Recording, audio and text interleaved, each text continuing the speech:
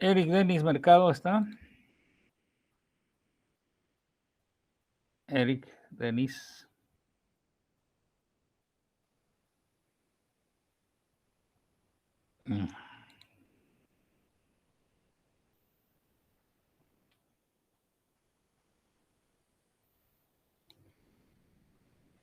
Eric Denis.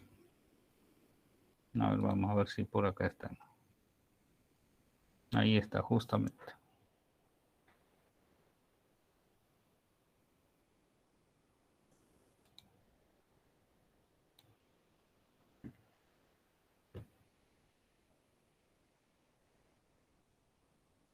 Ya, buenas noches.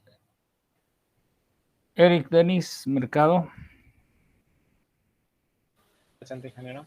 ¿Cómo está? Bien. Mire, justamente estaba revisando su trabajo porque fue seleccionado y ya estaba por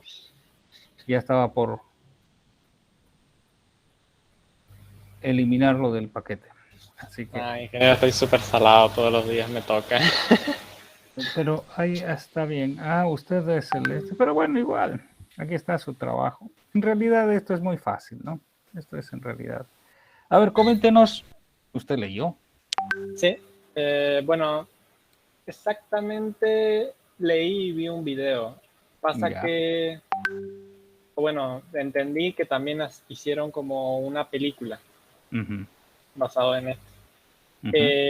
La historia de Wilson pasa que está en un país que está gobernado por un estado político o algo parecido, que se llaman mayormente la Hermandad de los Gran Líder, creo que se llama. Perdón, el Gran Hermano. El Gran ¿ya? Hermano. El Gran Hermano. Que se trataba de que estos de Gran Hermano no dejaban tener una mentalidad a la gente o sea, una mentalidad propia. Y esta mentalidad lo que hacían era que tenían que enfocarse todas sus energías en el grupo político, en el partido, más bien dicho. Este partido es de socialismo inglés. Su sigla eran INCSON, ¿ya? Estos paraban en batalla o guerra con los otros, que era la Eurasia y la Asia Oriental, ¿ya? El trabajo de Wilson era como no estaba en el ministerio o sea, se encargaba de la publicidad mayormente de su ministerio. ¿Ya? Un día, bueno, Wilson tenía un diario que lo había comprado en una tienda a un viejo. Este diario él escribía sus pensamientos, que era en contra del gran líder y otras cosas más también. Esto lo hacía en una esquina de su habitación que tenía, de los departamentos que le daban a los que trabajaban, y este departamento tenía una pantalla que era como telecomunicación, algo parecido, que siempre mostraban publicidad del líder y cosas así, ¿ya? Y gracias a esto, la pantalla capturaba imágenes que enviaban a un grupo un grupo que era para la defensa de lo que pensaba la gente, ¿ya? Habían como tres ministerios, el del amor, el de la paz y el otro que no me recuerdo muy bien ahora. El del amor se encargaba de... no me recuerdo bien. Pero podemos pedir a alguien que le ayude. Bueno, si alguien me puede ayudar. Hay varios. A ver, ahí puede escogerse usted de cualquiera de los que está presente. Ahí está, los ve ahí al lado. A Javier Gómez, no sé. Gómez, ¿dónde está Javier El Gómez? último. Ah, el último. Gómez, Javier, dice que le ayude. ¿Cómo era la pregunta? No, pues está relatando la historia de este señor, ¿sí? Claro. Entonces él quiere, él se acuerda cierta parte, no todo, eso, por lo menos eso es lo que está comentando, ¿no? Bueno, es en que hay una guerra, por lo que he entendido la película. Bueno, también vi la La película. película, ya Mejor dicho, caramba. pero busqué un resumen donde decía la cosa, El video de resumen. Ya. ya. La cosa es que él, bueno, hay una guerra entre Eurasia este, con Oceanía y Asia, que ellos dos están aliados con Eurasia, digo, para pelear con Eurasia. La cosa es que Winston, según lo que he visto, conoce a una chica llamada Julia, eh, y que no están tan, tan metidos a ese control que hay, así que tienen que ver a escondidas donde no puedan captarlos, porque tienen pantallas y todo un equipo especial para que no puedan ni siquiera ellos ser libres. Entonces, por lo que veo, por lo que he entendido, mejor dicho, al final él se mete como a una hermandad, mejor dicho, en la cual quiere hacer guerra con con esa forma en la cual no dejan, digamos, que sean libres, por la cual conoce a un tal O'Brien, algo así, y resulta que él era un policía de pensamiento, porque los policías de pensamiento eran los que se encargaban de que todo esté controlado. Mm, de ahí, bueno, lo descubren y eh, los, los empiezan a torturar, a él lo empiezan a torturar y a que vuelva, digamos, a entrar a ese... Lo quieren reconvertir. Ajá, lo quieren reconvertir de nuevo. Bueno, a ver, lo que es, bueno, hay toda una historia ahí, ¿no? ¿Qué les parece la historia? A ver, cuéntenme. Muy educativa, la verdad.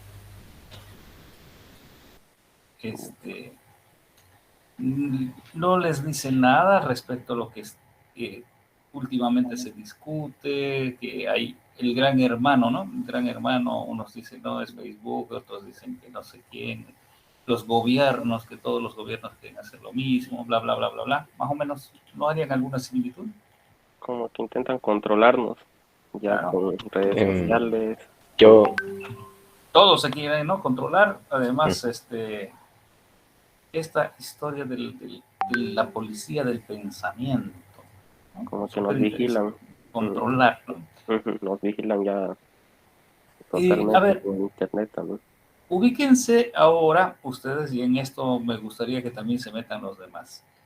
¿En qué año en qué año escribió este libro este señor?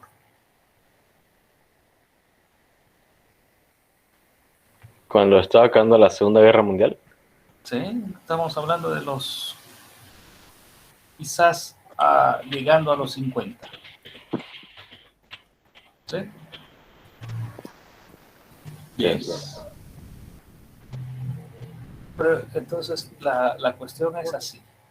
En esa época, él, cuando escribe su libro,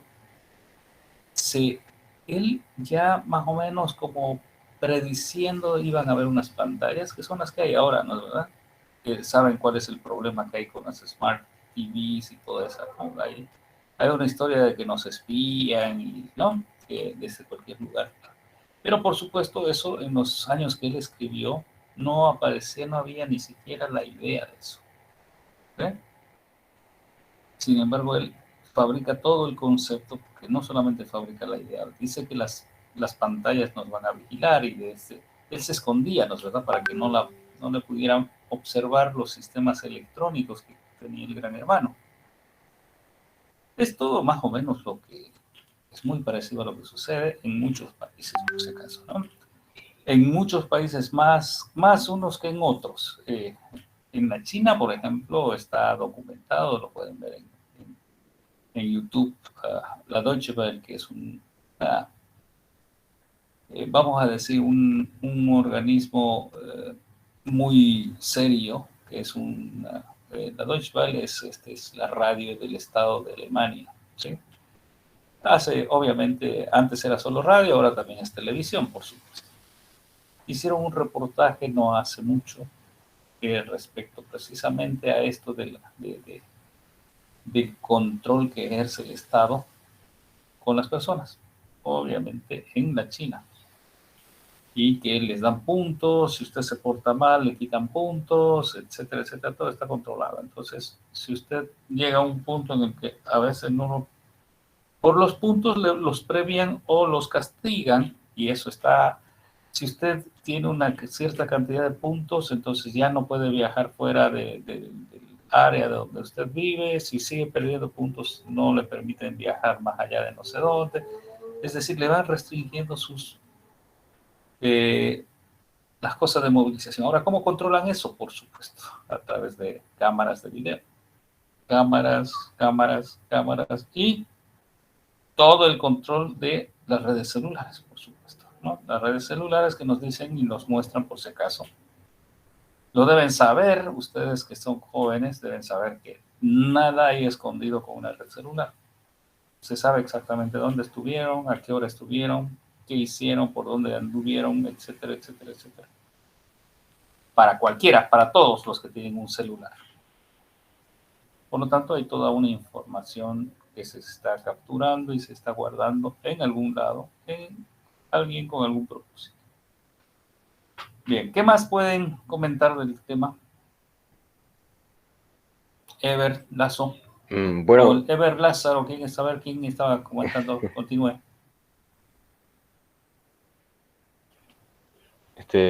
yo soy Carlos. Carlos, a ver. ¿Qué más comenta? Algo que me llamó la atención fue la hermandad y el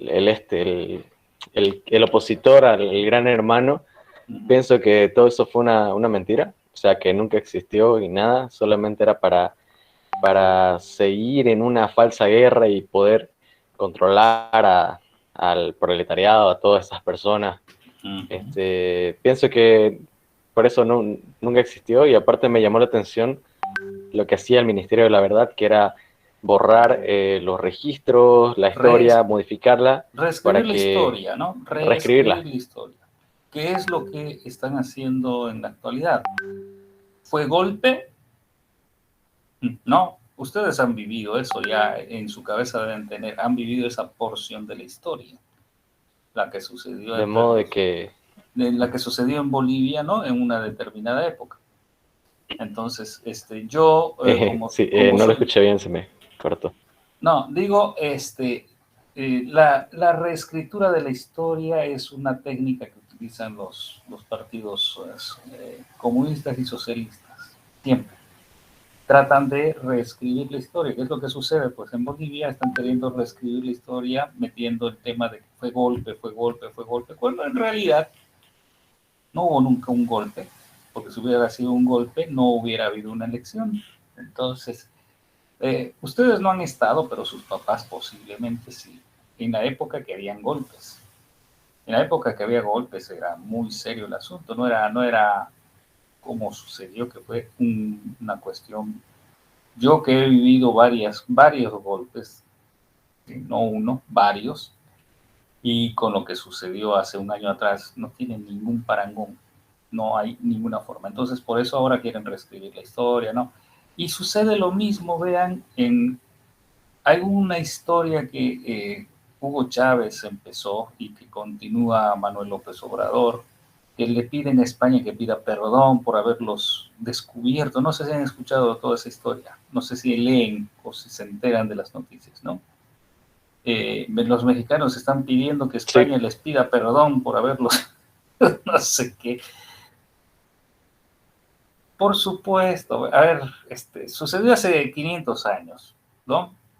Y que si Hernán Cortés les hizo, no les hizo, no sé qué historia. Y por último yo escuché a un señor que se llama José María Aznar, que fue presidente de España hace unos 15 o 20 años atrás.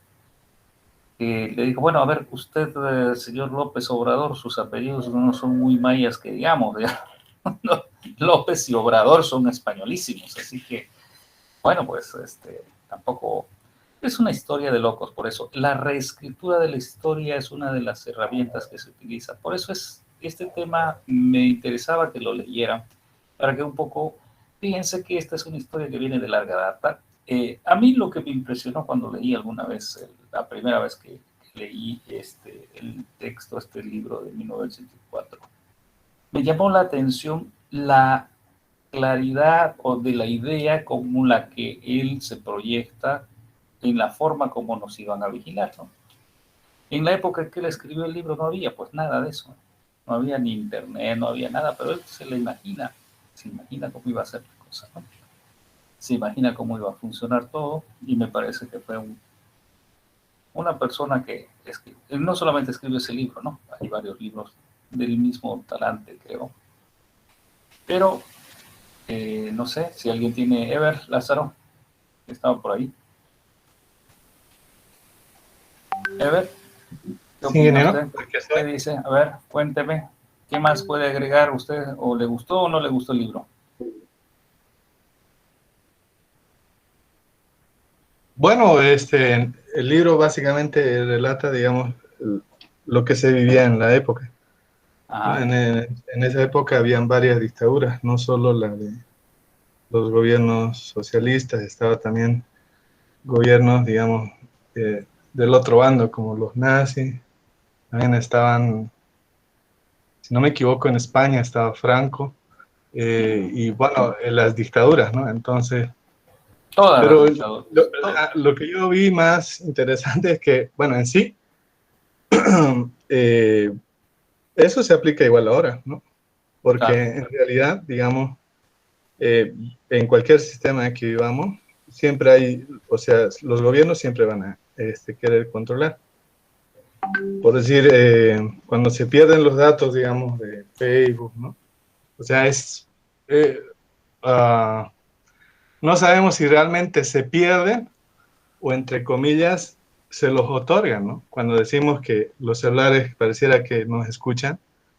Entonces, y bueno, pues a veces recientemente nomás me pasó. Yo devolvía un tester que me había prestado. No escribí en ninguna parte, nada, ¿no? Y de repente en el Facebook me apareció como publicidad de tester electrónicos. Entonces, o sea, claro, o sea, estamos controlados. Lo que sí yo vi, digamos, de otro lado es el tema de la religión. En estos casos, ese sería el Big Brother, ¿no? Digamos, un ser que permanentemente está controlando, el que controla tu sexualidad, ¿no? No le gusta que las personas tengan sexo, por así decirlo, ¿no? También controla el pensamiento, digamos, y los líderes, digamos, de las religiones, según lo que piensen, pueden, digamos, manipular al resto de la gente. Entonces, o sea, yo creo que el Big Brother, digamos, de años antes, yo creo que es, o sea, para mí que es, o sea, esto es como aplicable a cualquier época, porque en la película, digamos, como que se reescribía la historia, ¿verdad? A la conveniencia del que estaba de turno, ¿no? Pero también nosotros conocemos a los historiadores y, digamos, algunos tal vez están en vida, otros ya han muerto, entonces solo conocemos su versión, ¿no? Tal vez ahora por las redes sociales conocemos un poquito más, ¿no? Pero igual están direccionadas, ¿no? O sea, todo lo que vemos, digamos, está de acuerdo a lo que queremos. Actualmente está así, digamos, todo lo que vemos en Facebook, en las redes sociales, es de acuerdo a nuestro pensamiento. Entonces, o sea, y yo creo que todos mis compañeros acá van a quedar de acuerdo que cada publicación que les sale es para afirmar el pensamiento que tienen, ¿no? Entonces no hay otra alternativa, o sea, digamos, se alimenta de lo mismo, ¿no? O sea, es como que el Facebook o las redes sociales está destinado, digamos, a polarizar, ¿no?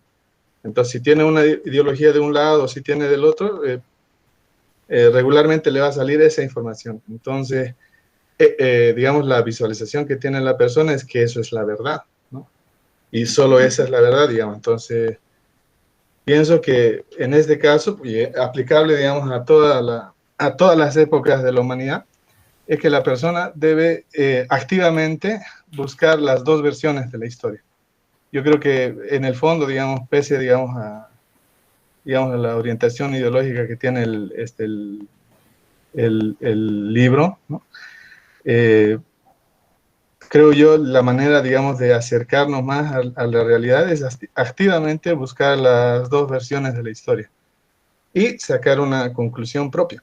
Porque si nos basamos en lo que nos dicen, digamos, otros Big Brothers, o sea, otros grandes hermanos, ¿no? Que supuestamente son referencia para nuestro pensamiento, vamos a caer en lo mismo, ¿no? Entonces, para tener un criterio propio, digamos, se tiene que investigar las dos partes activamente, o sea, destinar tiempo para investigar, digamos, una parte de un evento con otra parte de un evento y acercarse, digamos, a la realidad. Si realmente lo que corresponde, lo que está pasando es realidad o no. O es que hay otro similar, otra película similar que trata sobre la Matrix. Entonces, es digamos, el mismo argumento. La pregunta sería, ahora mismo, ¿no? ¿Será que los medios de comunicación nos dicen la verdad? Entonces, ¿Qué es la verdad? ¿es que estamos, ¿Qué es la verdad? o nosotros tenemos que buscar? No, pero Entonces, la pregunta sería, en este caso, ¿qué es la verdad de ver? ¿O qué se considera verdad? depende, pues, porque en sí, como seres humanos, no podemos tener digamos, decir, esta es mi verdad. Nosotros solamente tenemos interpretaciones de esa verdad y de acuerdo a nuestro contexto podemos afirmar si esa verdad, digamos, coincide, ¿no? Y generalmente el ser humano tiene un sesgo de confirmación. Es decir, ¿no? O sea, inconscientemente o conscientemente, digamos, si no enfrentamos las dos partes de una historia, dos versiones, tres o cuatro versiones, y activamente, digamos, buscamos informarnos sobre el asunto, o sea, siempre vamos a, digamos, estar a la merced de un Big Brother, ¿no? O sea, esa es la verdad. Y yo creo que, digamos, en el fondo, eso es, digamos, no, pienso yo que lo mejor sería, digamos, evaluar todas las alternativas y tener criterio propio.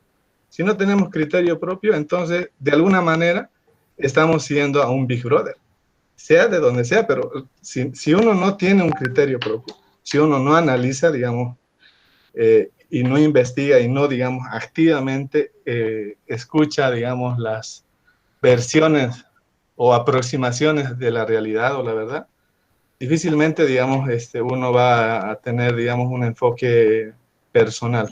Si no, va a ser uno Big Brother, ¿no? Siempre va a seguir a un Big Brother o va a defender a un Big Brother, así por así, entonces. Claro, la pregunta es, está bien, me alegra que tenga ese concepto. La pregunta es que si el Big Brother actual le permite hacer una evaluación de otras miradas del mismo hecho. Porque esa sería, ¿no es verdad? Lo que usted está diciendo, lo que propugna es que no solamente veamos cómo nos los muestran, sino que por nuestros medios podamos conseguir alguna otra información o alguna otra visión de ese hecho, para tener diversas visiones del mismo proceso, del mismo hecho, ¿no? Y sacar conclusiones.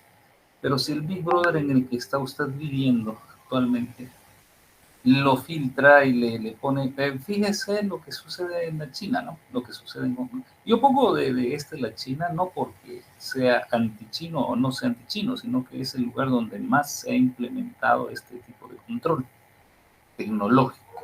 Yo les estoy hablando del control tecnológico, ¿sí? ¿Por qué? Porque, bueno, pues les interesa y lo hacen.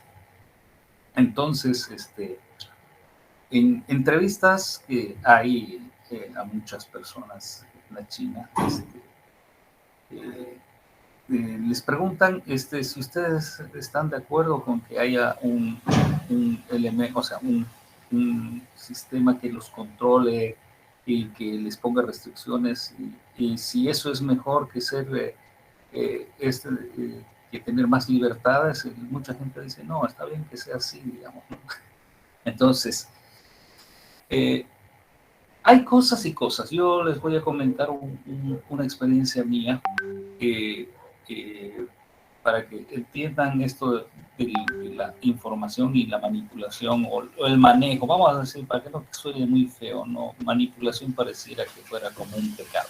El manejo de la información que realizan muchos, ¿no? Yo tuve la oportunidad de ir a la China como 4 o 5 veces, ¿sí? Obviamente la primera vez me fui con un concepto absolutamente diferente al que tuve después, por supuesto. Tuve la oportunidad de ir a una ciudad que no es ni Pekín ni nada, es una ciudad que es una ciudad tecnológica que se llama Chengdu. Está en el medio de la China, no es ni siquiera puerto, nada. Entonces tuve la oportunidad de estar en unos cursos allí. Y las cosas que me tenía yo en la cabeza como idea de ir a la China, era un país comunista, todo, todo era propiedad del Estado, ¿sí? Nadie tenía nada, etcétera, ¿no? Esas ideas básicas que van diciendo o que han ido diciendo durante muchos años. Bueno, la primera cosa que me sorprendió es, cosas que me sorprendieron, no una, muchas. Para mi gusto, yo pensé que estaba en una ciudad en la cual era un tiempo de invierno y que había mucha bruma, qué sé yo, como si fuera nublado todo el tiempo, etcétera, ¿no? Me despejé la duda porque le pregunté a una persona que era la que me recibía y la que me hacía de intérprete y guía para que pudiera hacer todo lo que necesitaba. Y él me explicó que en realidad no era bruma, era smog. Nunca había habido el smog, o sea, es como una nieblina, ¿sí? Todo el tiempo. Y que había una época del año en la cual ese smog se liberaba un poco, era en la primavera, donde soplaban unos vientos, etcétera, y entonces ellos podían ver el sol de manera pero de manera normal, una gran mayoría del tiempo en el año no veían sol por esta nubosidad extraña que parecía nubosidad de agua, pero había sido de contaminación. Bueno, eso me sorprendió, una de las cosas. Pero la otra cosa que me sorprendió es que no era tan como habían dicho o como me habían bombardeado durante muchos años la información. Uno, primero que yo les pregunté a estos, eran jóvenes, unos ingenieros jóvenes, les pregunté, oye, ¿y cómo haces vos porque yo sé que ustedes no pueden tener más de un hijo? ¿Cómo hacen la historia? Si quieres tener 2 hijos, o si tienes 2 hijos, ¿cómo es? O tienes 3 hijos. Y él me explicó, me dijo, mira, ¿sabes qué? No es verdad que nos prohíban tener 2 hijos. Lo que sucede es que es tan competitivo y tan difícil que con un hijo ya estás vos complicado por los trabajos que tienes que hacer. Pero además me dice, al primer hijo el Estado lo reconoce, le da vivienda, o sea, le da educación, salud, todo como parte del Estado. Al segundo hijo vos lo tienes que meter por tus recursos a cualquier lugar. Hay colegios particulares, sí, hay colegios particulares católicos, y católicos, no católicos, maoístas, etc. O sea que vos puedes tener 2 hijos, sí. Bueno, esa fue la segunda cosa que me pareció ¿Y la casa de quién es? Mía, como tuya. ¿No es del Estado? No. El Estado, a través de algunas empresas, fabrica las casas. El Estado sabe que vos trabajas porque tiene registro de dónde has trabajado, cómo trabajas, y el Estado te garantiza. Pero vos lo pagas. Entonces, y vos eres dueño de eso. Bueno, y ahí me contó de que el Estado siempre en la China es dueño del terreno. Nunca, no hay alguien que sea dueño del terreno, es decir, donde está la edificación. Pero la casa y todo eso es del dueño. Pero vos vives en un edificio, sí. Yo soy dueño de esa porción que me toca y listo. Como aquí, como este. Bueno, después la otra cosa que me llamó la atención, hablando con un taxista que sí hablaba un poco de inglés, le pregunté si ese taxi era de él, y me dijo que sí, que lo pagaba y etcétera. Eso era lo normal, como sucede en todas partes. Y lo último que me sorprendió cuando estuve ahí también en ese lugar fue que un fin de semana me dejaron suelto por ahí a una calle principal de la ciudad y me fui a mirar. Y era como estar en París o en Londres exactamente. Hay han debido ver en películas, pero les comento, hay unos lugares famosos, ¿no? La avenida, los Campos Elíseos en París o la Quinta Avenida en Nueva York, o los lugares más emblemáticos del lugar donde están todas las grandes marcas. Y ahí en la China, en ese lugar, en esa ciudad, yo estaba en esa calle y estaban todos los que tenían que estar. O sea, en ropa, en lo que sea.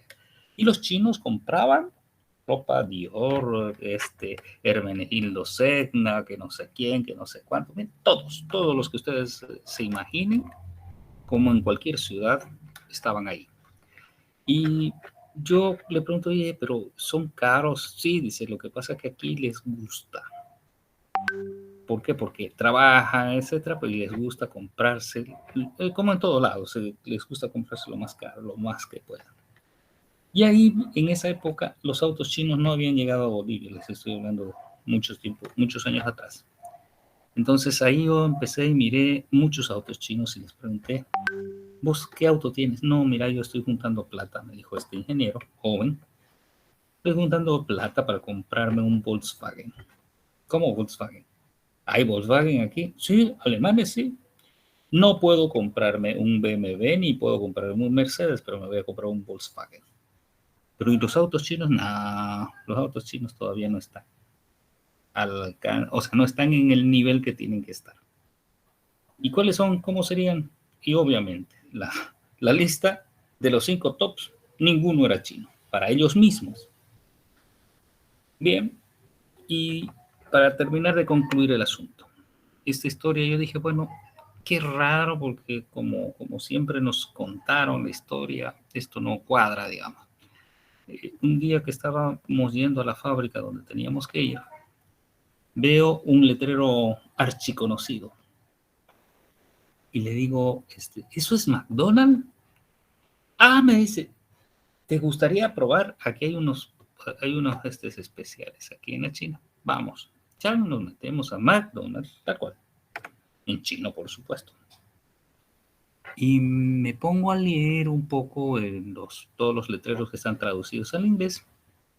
Y decía que estaban de celebración por 25 años. Y estaban celebrando en esas tiendas, no sé qué, de McDonald's. Y comí alguna cosa que era típica del lugar, de ese lugar de la China, pero McDonald's, con la pinta de McDonald's.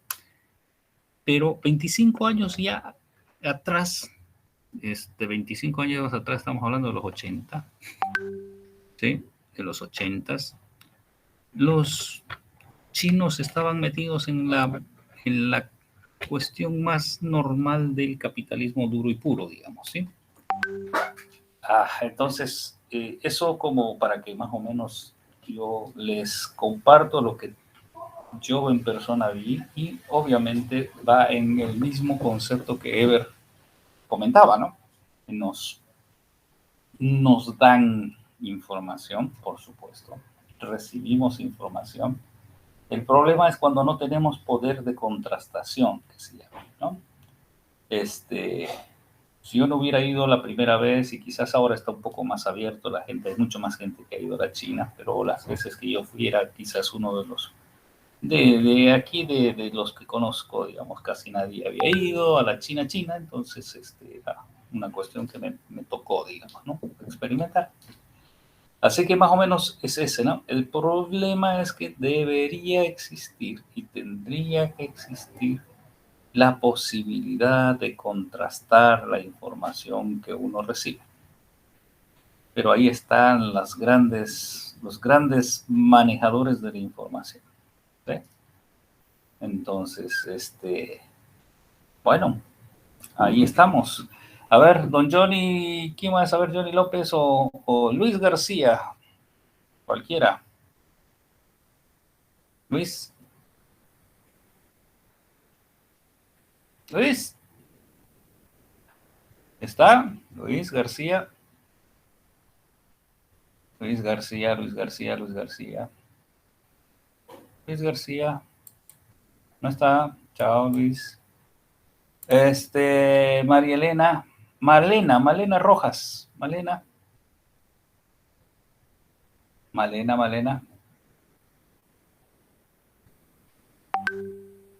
¿no está? Malena Rojas.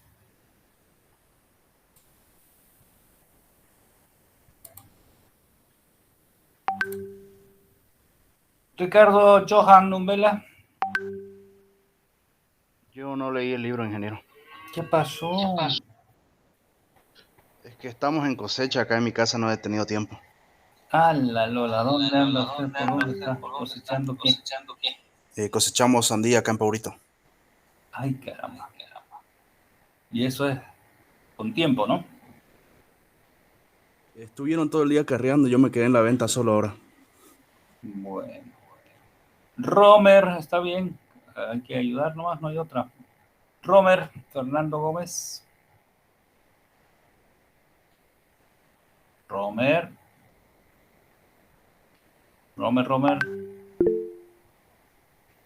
¿Qué? ¿Estás sin micrófono? Bueno, a ver, ¿quién más puede meter la cuchara ahí? Valeria Coronado. Aquí estoy. Buenas ¿Cómo noches. está? Buenas noches. A ver, usted, en representación de las damas. Sobre el libro, creo que, aparte de lo que ya explicaron mis compañeros, lo que más pude redactar, la verdad es que primero me leí el resumen, pero después me arrepentí mucho porque sí me gustó el tema a tratar. Creo que más me llamó la atención en la parte del final, como al inicio muestra que todos a voluntad, porque sabe que si no obedecen o si no son leales a la ideología que le están transmitiendo, van a ser torturados. Y nos muestra que al final el protagonista del libro, al final es torturado para que sea leal a la ideología que le están implantando. Pero me llamó la atención cómo si pueden hacer eso, si pueden torturarlos y obligarlos a que sean como unos robots, de que sigan su ideología. ¿Por qué no lo hicieron desde el inicio con todos para asegurarse de que nunca nadie actúe de una manera diferente a las que ellos quieren desde un inicio, ¿no? Me recordó mucho a cómo acá en todos los países recién se están conociendo, al menos en Latinoamérica, lo que he notado, recién se están conociendo este tema de los partidos políticos, en los que se están levantando y recién están conociendo las leyes que les están imponiendo de manera injusta. Creo que ha pasado hace ya muchos años y siguen así las cosas, pero recién cuando las personas se están movilizando, como en nuestro país, es lo que recién están dando a flote las verdaderas cosas en las que hacen los partidos, y es cuando recién se preocupan e intentan meter las cosas a la fuerza. Esa sería mi opinión, lo que vi resaltante. ¿Le gustó entonces el libro? Sí, me gustó mucho. Qué bueno, me alegra. Me alegra mucho. Andrea Laruta. Andrea, la segunda representante. Buenas noches, ingeniero. No había asistido a la anterior clase, así que no leyó. Uy, no sabe, se perdió el libro, pero por ahí está, búsquelo. Interesante. Okay. Cristianina.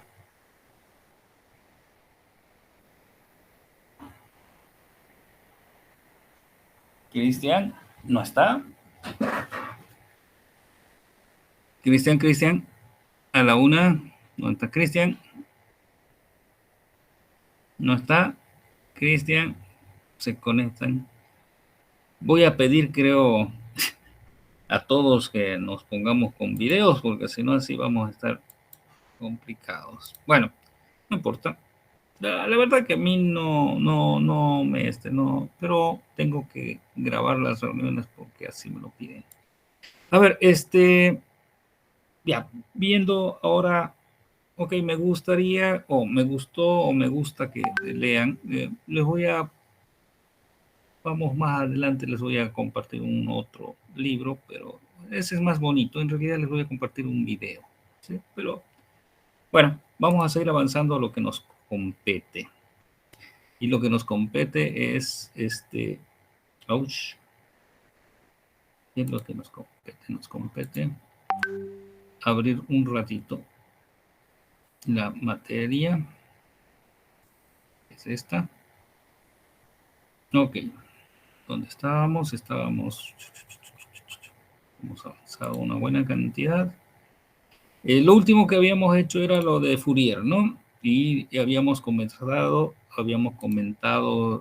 del tamaño de las antenas que tienen una relación directa con la frecuencia cuando estamos hablando de sistemas inalámbricos y que fundamentalmente mientras más chica sea la longitud de onda o muy alta sea la frecuencia, las antenas van a ser cada vez más chicas, y ese es más o menos el concepto por el cual se desarrolló toda la historia de las modulaciones, ¿sí?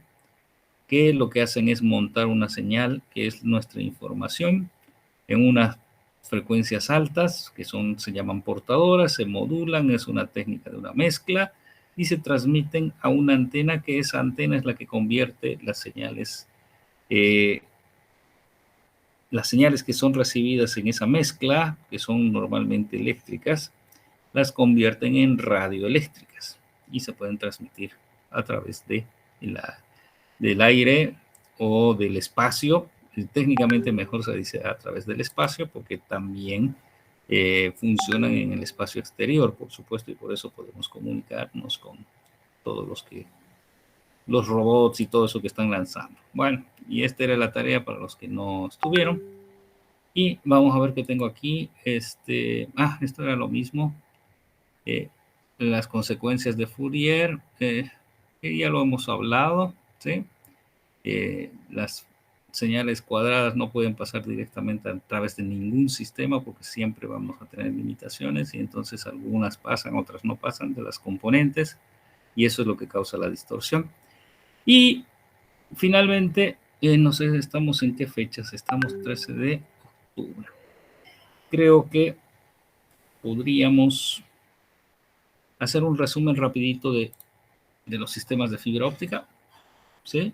Yo voy a hacer un resumen y vamos a hacer un ejercicio que les va a interesar hacerlo, seguro. Los sistemas de fibra óptica, que ya lo han comentado también muy por encima, pero la idea es que es un elemento sobre el cual se hace circular luz, no luz. Y bueno, para que ustedes queden más o menos, el circuito de luz, no luz es muy simple. Yo tengo esta es la información, los bits que yo quiero enviar, bueno, no es la información por si acaso, son los datos, ¿sí? Porque ya llegamos a un consenso anteriormente que la información es solamente la interpretación de los datos, ¿no? Entonces, lo que nosotros mandamos son datos, estrictamente. Entonces, estos datos que son ceros y unos, la circuitería es muy simple, una batería, una resistencia, un emisor de luz y un switch que se abre y se cierra. Entonces, se abre y se cierra de acuerdo a si es 0 o es 1, y al cerrarse y al abrirse lo que sucede es que circula corriente, se enciende el foco, hay luz o no hay luz y no hay luz, etc. Eso en la parte del emisor, que es muy simple. Pasa esas luz, no luz, que representa los datos que hemos enviado del origen. Y la recuperación es también muy simple. Hay unas resistencias que se llaman resistencias fotoeléctricas. Estas resistencias fotoeléctricas son de uso común, por si acaso. Todos los focos de la calle tienen una resistencia fotoeléctrica, porque no hay nadie que esté encendiendo, ¿no? Cuando llega la noche, se encienden los focos, ¿no? Entonces, automáticamente es una resistencia que con luz tiene un valor de resistencia y sin luz tiene otro valor de resistencia. Por lo tanto, ese valor de resistencia con luz es 0 y sin luz es infinito. Entonces, cuando no hay luz, no hay circulación de corriente. Cuando hay luz, hay circulación de corriente. Entonces, en este circuito, este funciona como un interruptor, solo que es un interruptor accionado por la luz. ¿Sí? Y entonces cae un voltaje en la resistencia y nos va a recolectar la información que va a ser exactamente ceros y unos, que son los que entraron a nuestro sistema de comunicación. Circuló por la fibra y lo recuperamos. ¿Sí? Bien. Hay diverso, la luz, por supuesto, ya la teoría, esto es la teoría de Fresnel, ¿sí?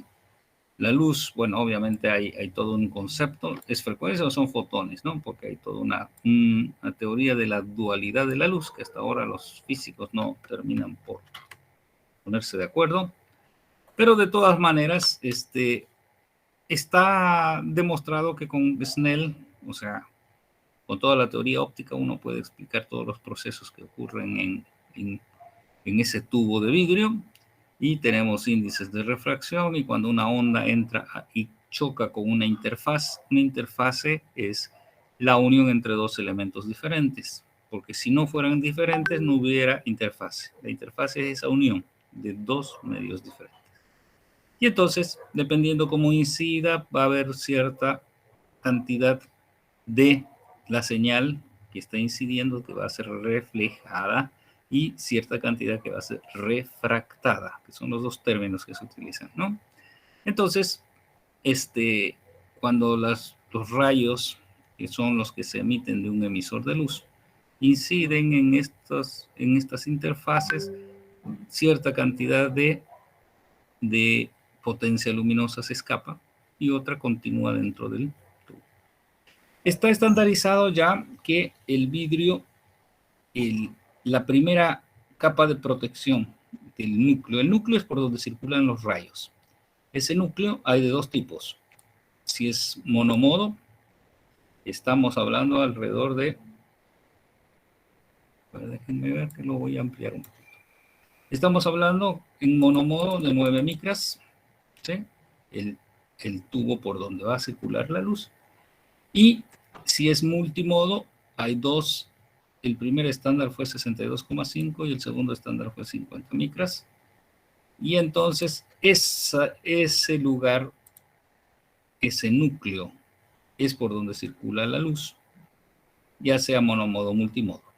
Ahora, ese núcleo necesita una primera cobertura que sea la que estabilice para que exista esta interfaz que permita que estos dos índices de refracción, que son constantes, permanezcan constantes, porque el ángulo de incidencia, según Snell, es la tangente inversa, o sea, arcotangente del índice 1 con índice 2. Por lo tanto, si el índice 1 y el índice 2 son constantes, el ángulo va a ser constante. Si el índice 1 o cualquiera de los índices no fuera constante, entonces sería un problema de recepción. Cada vez variaría, en una hora recibiría una potencia, en otra potencia, y sería un problema. ¿Ok? Entonces se estandarizó que la primera cobertura a través del núcleo va a ser una cobertura también de vidrio de 125 micras, que esta es la primera cobertura que existe. ¿Sí? Y bueno, encima de esta cobertura empiezan a aparecer las otras coberturas ya de protección, de color, etcétera. Acrilatos se llaman las primeras coberturas que van a llegar a 250 micras. Y después de eso empiezan ya otras coberturas para darle protección a esta fibra que normalmente es frágil. Bien. Bueno, ¿cómo se fabrica? Todo esto está estandarizado, por supuesto, no hay nada que está fuera del estándar. Entonces está estandarizado. Si yo fabrico una sola fibra, o sea, si yo tengo un solo pelo de fibra, este pelo de fibra será de color verde.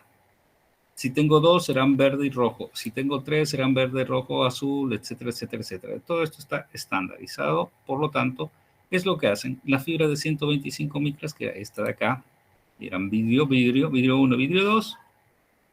A esas primeras fibras lo que van a hacer es ponerle un color, un acrilato, van a hacer pasar por algún proceso de forma tal que van enredando, y lo que vamos a tener es una fibra de 250 micras que se va colocando en unos tubos.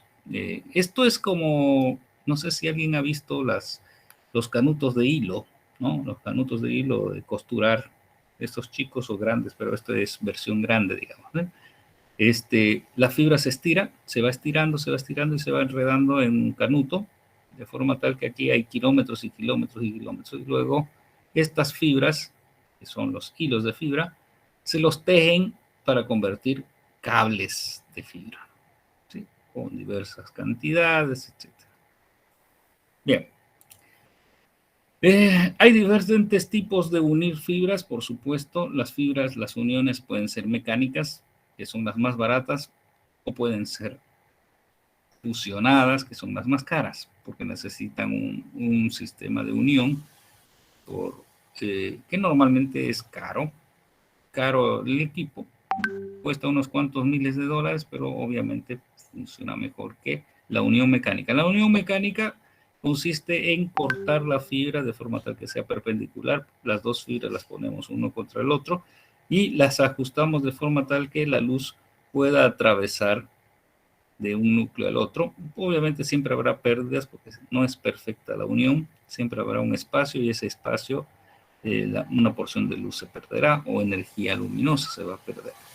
Hay unas que se llaman PCE, o sea, son aquellas que son cortadas a 90 grados, y hay otras que se llaman APC, que están cortadas en diagonal, de forma tal que, en este caso, cuando es una APC, o sea, cuando es un pulido recto, cuando se unen dos fibras, justo en este punto, cuando una porción continúa, pero otra porción rebota.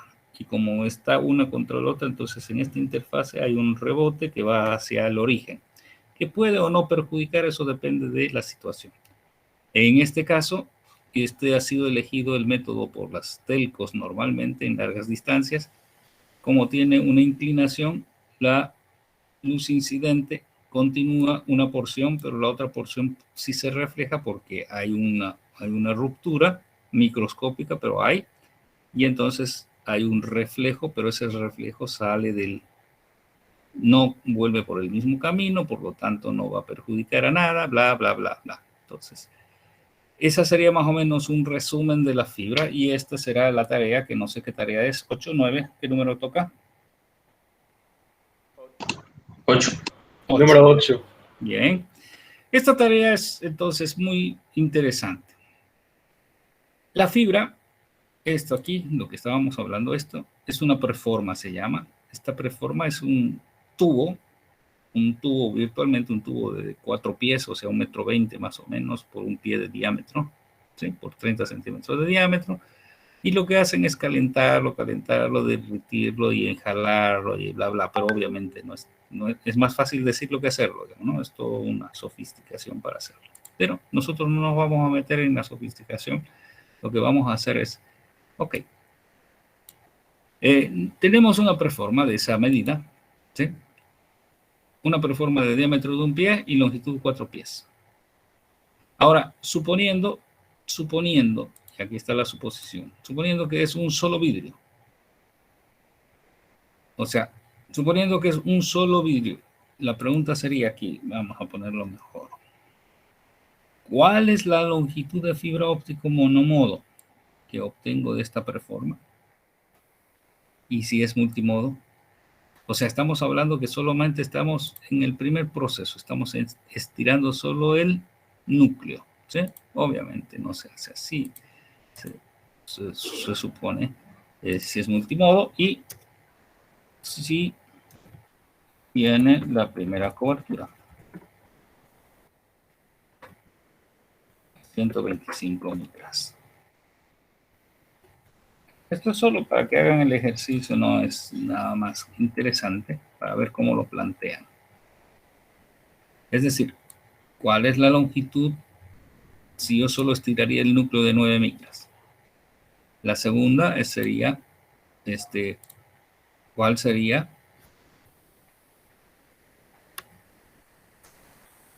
si estiro un multimodo de 62.5 y la tercera serie son números, o sea que son números, así que esto va a ser muy fácil para ustedes. De esta preforma, que tiene esta longitud, ¿cuánta fibra puedo? Y eso es el cálculo que van a hacer. ¿Ok? ¿Cuántos metros, kilómetros, centímetros, decímetros, bla, bla, bla? Bien, entonces esto lo voy a publicar ahora mismo.